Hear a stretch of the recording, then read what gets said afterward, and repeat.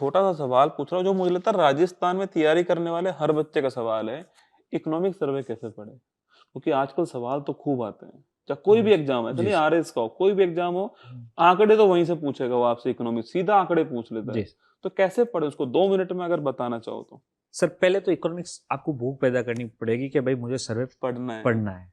मैं सर मुझे अपन को महीना भर पहले पता चल जाता है कि इस दिन बजट घोषणा होने वाली है, हुँ, तो उस दिन आता था। मैं उस दिन का वेट करता था सर, कि हाँ, इको सर्वे आने वाला है, पढ़ेंगे इसको। तो पहले तो आपको वो भूख पैदा करनी कि भाई मुझे पढ़ना है। पढ़ना। अब आप जैसे ही इको सर्वे आपके पास आ रहा है ना, तो आप ओरिजिनल इको सर्वे की सर मैं तो पीडीएफ निकाल के ले आता था प्रिंट, आराम से उपलब्ध हो जाती आराम है। से। आप उस ओरिजिनल की प्रिंट निकाल के आओ, 1-2 बार आप उसको ऐसे ही पढ़ो। 1-2 बार आप पढ़ो और फिर पीवाईक्यू देखो कि इकोनॉमिक सर्वे से कैसे-कैसे क्वेश्चन पूछे जा रहे हैं। तब आपको पता चल जाएगा कि कौन-सी चीज़ें मुझे छोड़नी है, कौन-सी मेरे नोट्स में लिखनी है। मैं तो सर ओरिजिनल लेके आता था, उसके शॉर्ट नोट्स अपने हिसाब से बना लेता था।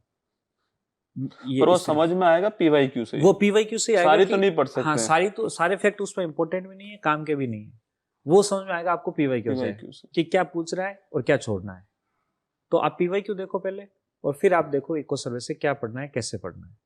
इको सर्वे में आप 3 चीज़ें ज़रूर आप उसमें पढ़ना। एक तो जो उसका पहला चैप्टर आता है, वृहद आर्थिक परिदृश्य, जिसमें अपनी जीडीपी कितनी टेबल है, आती है। हाँ, जीडीपी कितनी है, ग्रोथ रेट कितनी है, एक तो वो पढ़ना ही है। उसके अलावा आगे जो चैप्टर आते हैं ना सर, उनमें अगर अपन ये 3 चीज़ें पढ़ लें, एक तो कोई योजना दे रखी है, उस योजना को निकाल के पढ़ लिया। कोई नीति दे रखी है, जैसे मान लो कोई भी बायो ई3 कुछ भी नीति है, कोई भी नीति, तो वो नीति आप लो, उसको लिख लो। कोई कार्यक्रम दे रखा है, कोई परियोजना दे रखी है, जैसे राजस्थान जल क्षेत्र आजीविका सुधार परियोजना, तो उसको लेके लिख लो।